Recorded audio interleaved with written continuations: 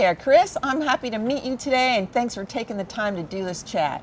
I'm going to let you explain who you are, what you do, and who you do it for, and what kind of cool research you do when you're at work. Sure. I'm Chris Marble. I'm an associate professor at the University of Florida, stationed here in Apopka, and I'm a weed scientist. So what I primarily do is focus on weed control in and around ornamental plants.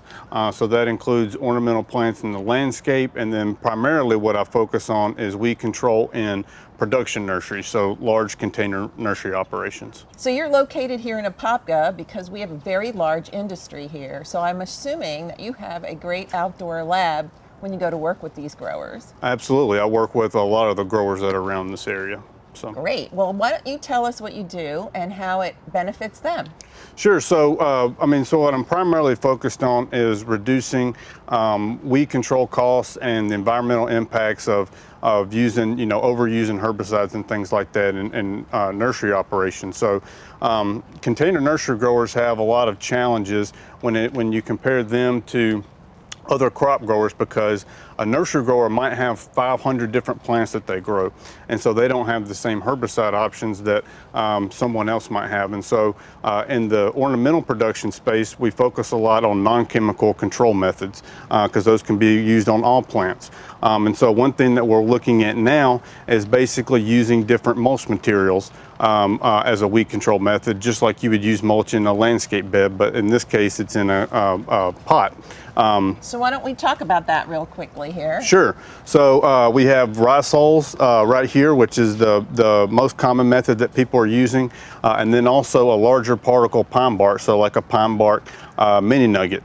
Now, people have looked at mulches for a long period of time and done a lot of research on them, but there's still a lot of questions when it pertains to using mulch in a container.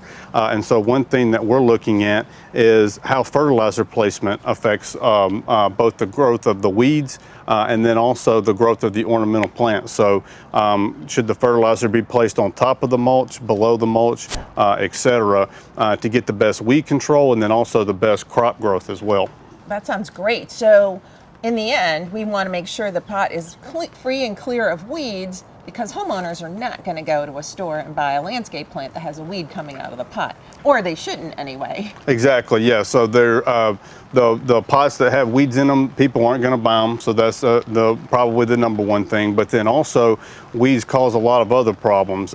They can be toxic in some cases. But they also, what we're concerned about in containers is that they are very competitive. They can reduce the growth of a lot of ornamentals by up to 70 or 80% just inside of a 6-month production window. And so a grower is going to take twice as long to produce the same quality plant if it's got weeds in it versus if it's weed free. Thank you, Chris, for spending time with us today, and I hope that the results of this research are something you'll keep us posted on. Absolutely, and thank you for visiting with me in my greenhouse. You're welcome. Well, I've learned a lot from Dr. Marble today, and I hope you have too. And I hope the information about purchasing plants with no weeds in the pots is really helpful for you when you're getting ready to do some landscape work.